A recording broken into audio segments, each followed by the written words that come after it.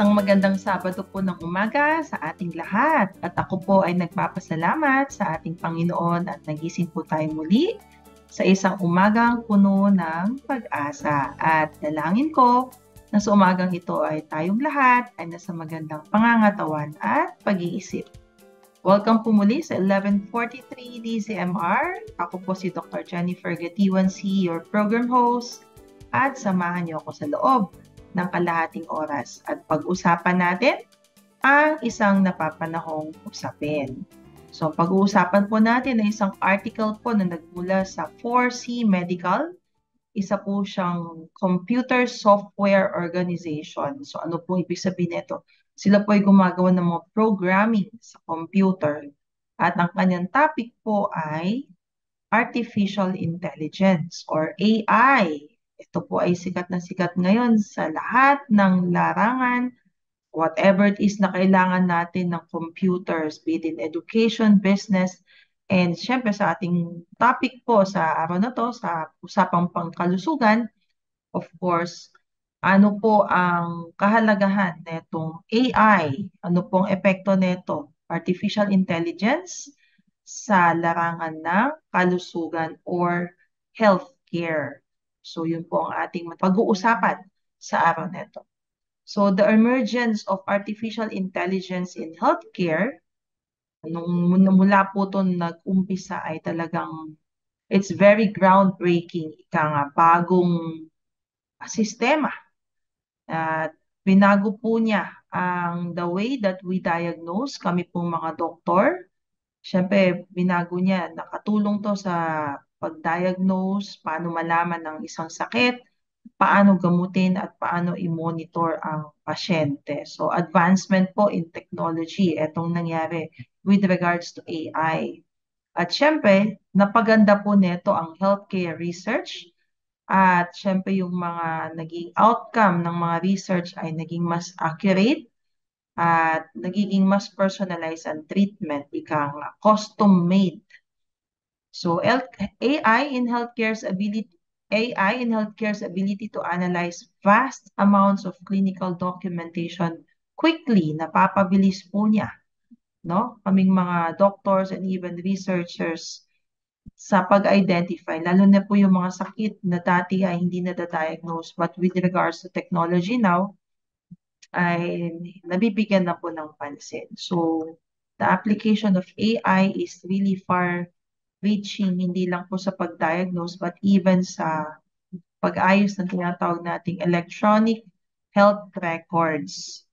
So, nale-leverage po ang mga paggamit netong AI ang mga healthcare system at nagiging mas efficient, ibig sabihin mas maayos ang sistema when it comes to healthcare. So, kaya nga po natin napapansin din ngayon, no? Ang ating PhilHealth, yung insurance company, ay nagle-level up din po siya. Okay? So, this is truly turning out to be the future, transforming how patients receive quality care, pero sa mas mababang halaga.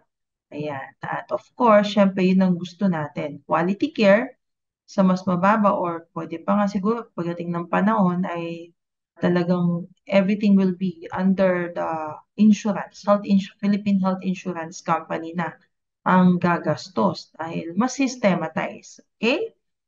So let's take a look at a few different types of artificial intelligence and healthcare industry benefits na kung paano neto natutulungan. So, paano nga ba?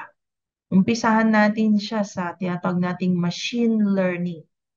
Now, this is one of the most common examples of artificial intelligence and healthcare working together.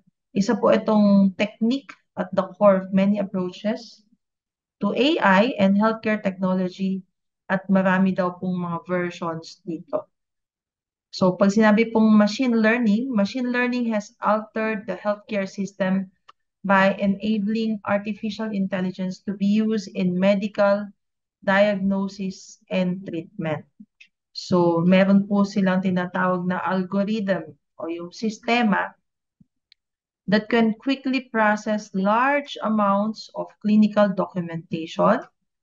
Kumbaga dati ay it will take months and years of research, pero because of yung machine na yung nakaka-document nito, kaya niyang mapabilis yung pag-process ng mga napakaraming mga documentations na mas accurate pa dahil machine siya. So it can analyze patients' records and medical imaging to discovering new treatment methods.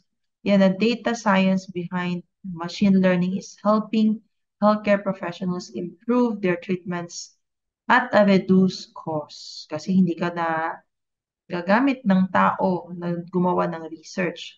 So, yung machine na mismo ang gagawa para sa'yo ng mas mabilis and of course, syempre, reduce cost. So, machine learning can do such tasks such as disease diagnosis or drug discovery and development. And doctors can more accurately diagnose illnesses and customize treatments to individual patients' needs. Furthermore, using artificial intelligence in healthcare, such as machine learning, allows providers, the healthcare provider, ibig sabihin yung doctor, to uncover previously unseen correlations in healthcare data between diseases or detect subtle changes in vital signs that may indicate a potential problem. So, parang mas accurate ika nga ang kanyang diagnosis dahil yung tinatawag natin kung minsan human bias or human error, wala sa kanya. Iyon. So, ang tawag doon ay precision medicine. So, parang laser focus. Okay? Etong tinatawag nating artificial intelligence. Being able to predict what treatment procedures are likely to be successful with patients based on their makeup and the treatment framework is a huge leap forward for the data science of many healthcare organizations. So, ganun po ka-accurate ang AI when it comes to machine learning. Other advantage of AI is yung tinatawag nating natural language processing. Maybe some of you are aware na dito sa ganito, nagagamit na, hindi man sa healthcare, pero kung alam ninyo sila Siri, sila Alexa, sila Cortana, okay, so itong Natural Language Processing or NLP, isa po itong branch of artificial intelligence na yung computer kaya niyang makaintindi, no?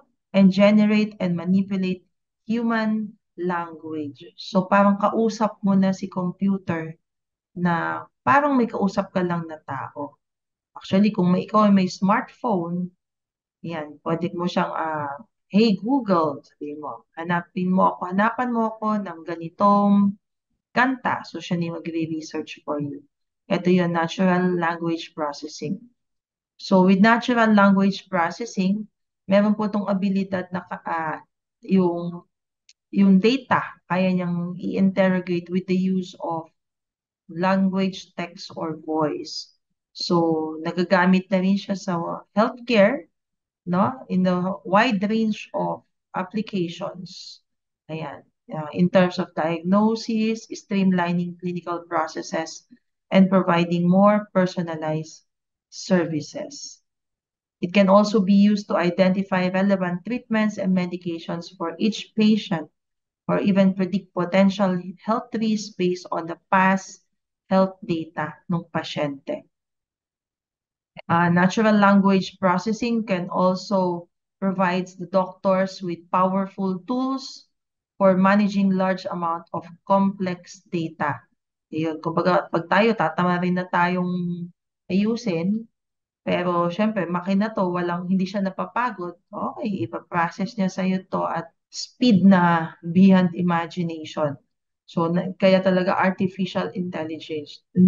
So, ang bilis na, accurate pa, better personalized treatments for their patient. Okay, so parang ito ay sa mga nag-aaral ngayon sa mga pagkamedisina, ang mga young future doctors. I think this will be part of their learning methodology. Yan. So, kumbaga, the way we learn medicine before ay nag-leaps, advance na rin po ng leaps and bounds with these younger generations of future doctors. Okay, so sabi po natin kanina, paano ba nila napapabilis ang processing? So, meron siyang tinatawag na algorithm. Okay, na dati tao ang gumagawa nito, but ipoprogram na lang sa computer. So, the use of artificial intelligence in healthcare is widely used for clinical decision support with the help of etong artificial intelligence through yung program na tinatawag niyang electronic health record systems. Okay, so meron siyang set of rules na inaayos na itong software. So, itong article na pinanggalingan natin, so sila yung gumagawa po sila yung mga expert when it comes to this software engineering. Okay, so they create this extensive series of rules in a certain knowledge area. So, machine learning siya. Ipoprogram niya yung makina, okay?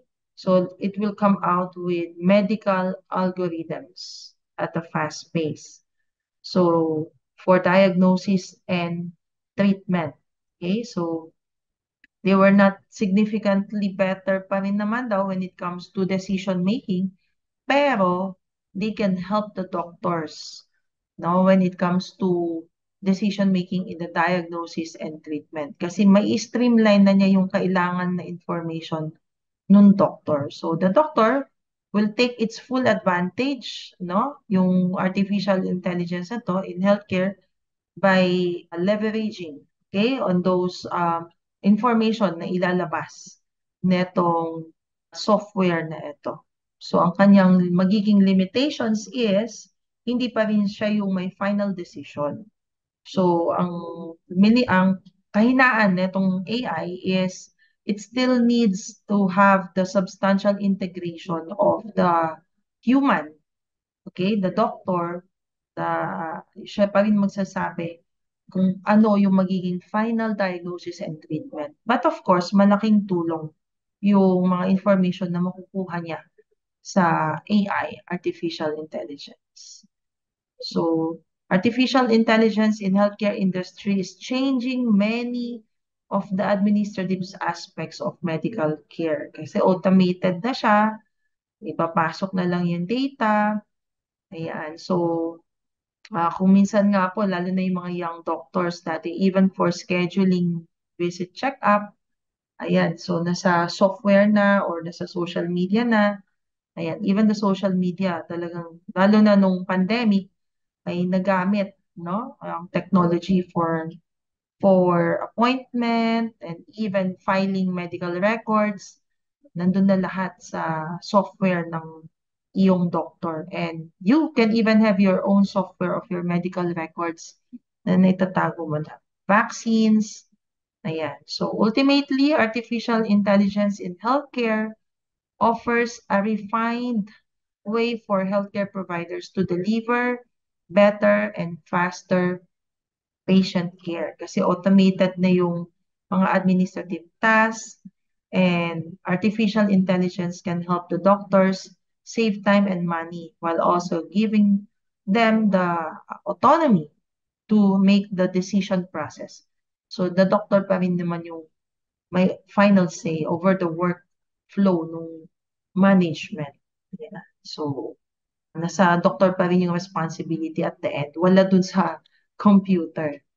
So, kung may advantage, may mga challenges pa rin. So, not necessarily disadvantage, but later siguro mamaya discuss natin yung disadvantage, okay? May mga challenges lang. Okay, so as healthcare organizations increasingly invest in the use of artificial intelligence in healthcare for a range of tasks, the challenges facing this technology must also be addressed dahil may mga ethical and regulatory issues na hindi siya applicable. Some of the most pressing challenges include yung tinatawag nating data privacy and security, of course, of the patient safety and accuracy also. So, Other disadvantage, some doctors are still not accepting or even trusting this advancement in technology. Ayan, because no, of trust issues with regards to data privacy. So data privacy is particularly important as AI systems collect large amount of personal health information which could be misused if not handled correctly.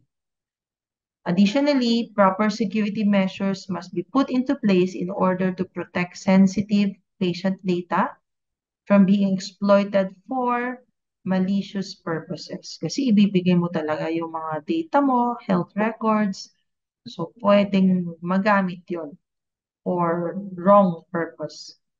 So patient safety and accuracy are also important concerns when using AI in healthcare. AI systems must be trained to recognize patterns in medical data, understand the relationships between different diagnoses and treatments, and provide accurate recommendations that are tailored to each individual patient.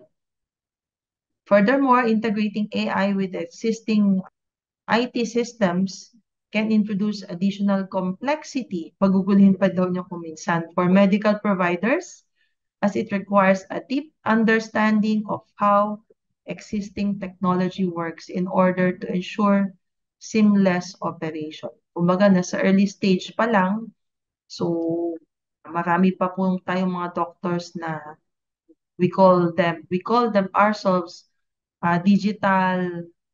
We are not digital natives. Yung mga younger generations are the digital natives. Tayo po ay digital immigrants. So nangangapa pa lang. So we need deeper understanding on how to use this kind of technology para magkaroon ng acceptance and trust for successful adoption into the healthcare. So the doctors need to feel confident that this system will provide reliable advice at hindi tayo lalo pang maguluhan. So there should also be transparency, no? Physicians should have insight into how the AI system is making decisions so they can be used, so they can be sure it is using valid, up-to-date medical research. Kasi kami po, a long time ago, when we do research, talagang mag-research sa book. O ngayon, alam natin, mga kabataan talaga, magre-research hindi na sa library, online library na. So, minsan marami naman talaga online, baka hindi tayo sigurado. So, yung compliance to federal regulations is a must to ensure that the AI systems must be used ethically and not putting patient safety at risk. So, kailan ba talaga sumikat etong AI when sa healthcare? So, since po nagkaroon na talaga ng computer technology, tuloy-tuloy na yan. Nagkaroon na siya ng momentum for the last decade or two. Ayan. So, mula po nung nag-Y2K, tuloy-tuloy na yan. So, AI in the medical field began to gain substantial attention in the early 21st century. Ayan. Dahil because of the advancement in data analysis. Ang totoong turning point niya ay yung realization of how AI could address some of the most pressing challenges in healthcare, ranging from diagnostic accuracy to personalized treatment and operational efficiency. Yung nagkaroon ng ano talaga yung algorithm, yung system. Ayan. So, nung pong pagpasok po ng 2020, etong industry of artificial intelligence in healthcare is worth around $11 billion. Ang expected market by year 2030 is around $190 billion kasi the advancement of technology, magiging dependent daw po talaga tayo with regards to this AI pagdating sa healthcare industry. So lahat naman, alam natin ngayon, we are converting into this artificial intelligence technology. Ayun. So the benefits, alam naman natin there are benefits in this AI healthcare na mapapabilis ang ating pag-diagnose ng mga sakit.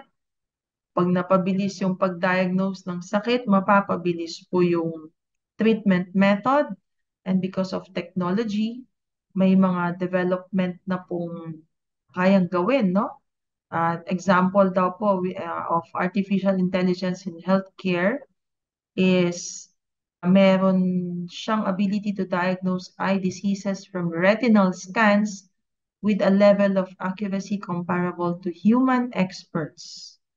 This pioneering project showcased AI's potential to revolutionize diagnostics and personalized medicine. Ayan. So, the question of how is AI used in healthcare extends beyond diagnostics. Nasabi din natin kanina, no? Pag sinabing diagnostics is yung kunyari mga x-ray, mga laboratory, AI can be of help in accelerating the drug development process. At of course, yung research, kunyari, pag binigay mo yung data mo, kung nag-take ka ng gamot and then i-input mo yung paano ka gumaling or paano hindi gumanda yung pakiramdam, diretso na sa kanila yung research. So makikita agad na nila kung paano nila itatama yung mga drug research.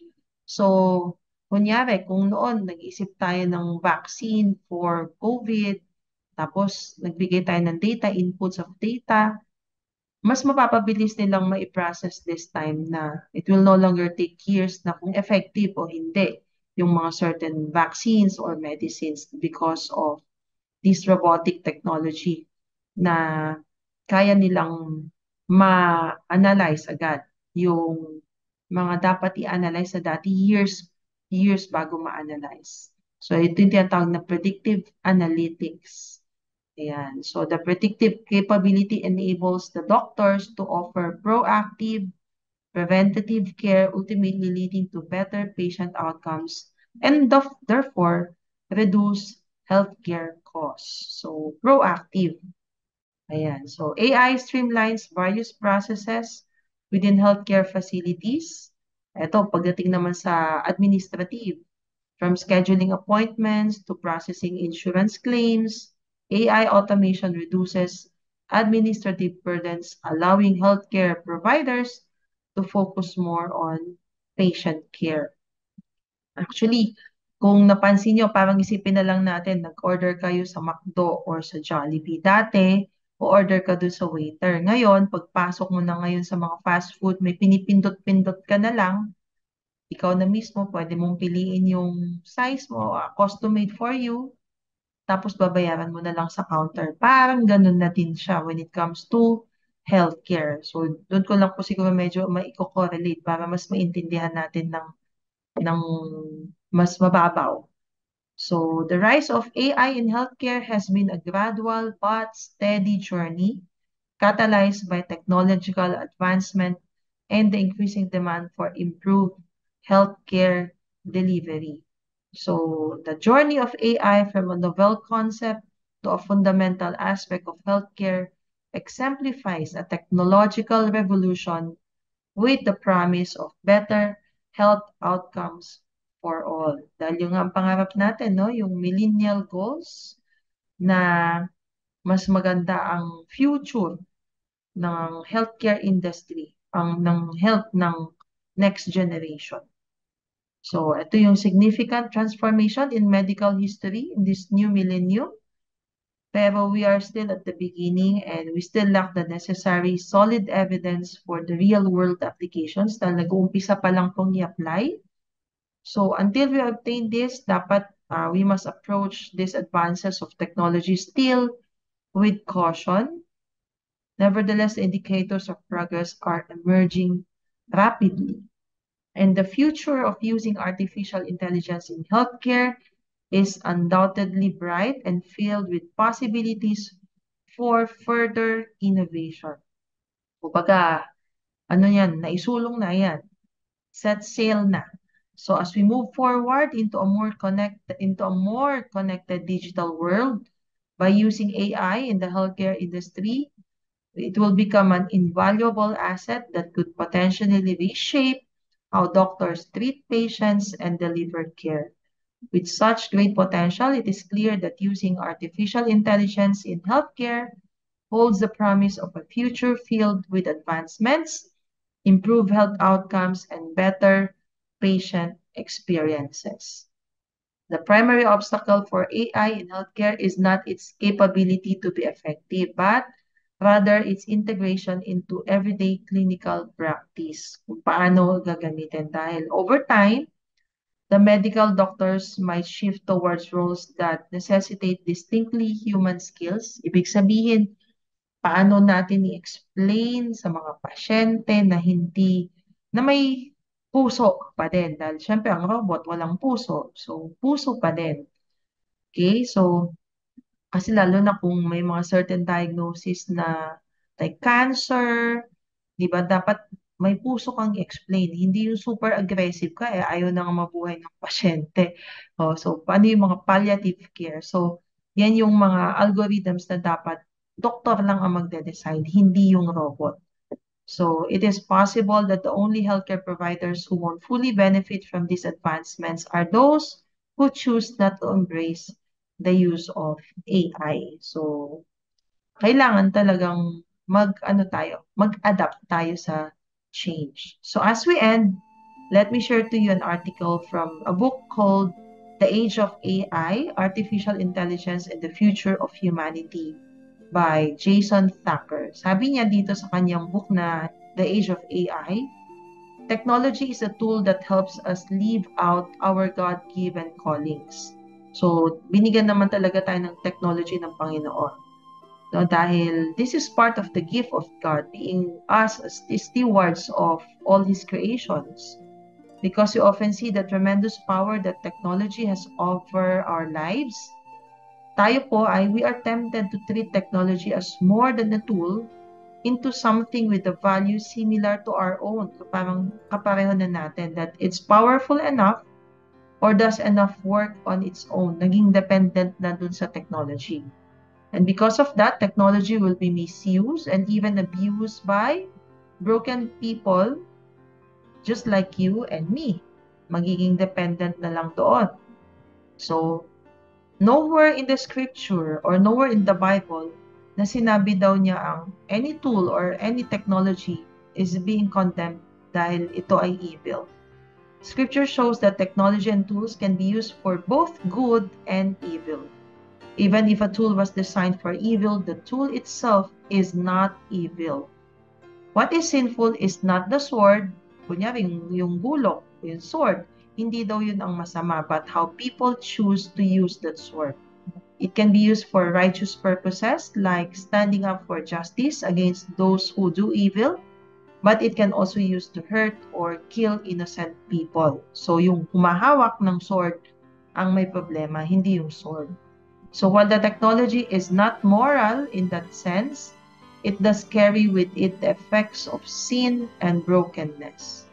Technology is not morally neutral because it influences and changes us each time that we use it. Technology expands what is possible for humans to do. It can be best thought of as a catalyst or an accelerant for change because it opens new opportunities for humans to live in this world. Kumbaga, there's a whole new world every time a new technology is being opened. Parang ganon. So, AI opens a whole new world. So, broken and sinful and even evil humans are the ones given the abilities to create these tools and the ones who can choose how we use them. So, binigay sa atin yon. But Paul reminds us that each of us has fallen short and needs to repent. We should remember that we are broken. Ang mundo, the world itself did not sin. Our tools did not rebel. It is us who has the sin and we are the rebels. Though the purpose behind the creation of a given technology can be morally complicated or even evil, that does not mean that God is unable to redeem it for a noble and righteous use. So to use tools properly though, we must understand the worldviews behind them and the motivation that drive their creation. So as we engage this new understanding, Remember that God calls us to see it that no one can take you captive by philosophy and empty deceit, according to human tradition, according to the elemental spirits of the world, and not according to Christ. So, nirephrase ko lang po yun. Sinabi sa Colossians 2:8, beware lest anyone cheat you through philosophy and empty deceit, according to the traditions of man, according to the basic principles of the world, and not according to Christ. So, pag doon, no, pag ginamit na yung technology sa pangsariling kagustuhan at hindi sa kagustuhan ng Panginoon, doon na tayo nagkakaroon ng problema. So, AI is technically good, but it can become bad. It depends on who will use this. How are we going to use this? So, that's it po today sa ating usapang pangkalusugan. Nawa sa sandaling panahon po ay may inibigay po tayong mahalagang impormasyon tungkol po sa artificial intelligence. Aking dalangin na mamuhay po tayo ng malusog sa ating katawan at pag-iisip. Abangan niyo po muli ako sa susunod na Sabado para po muli sa ating programang Usapang Pangkalusugan. Dito lamang po sa 1143 DZMR, a proud member of KBP. Ating tandaan, ang ating kalusugan ay kayamanang di mapapantayan. Happy weekend po!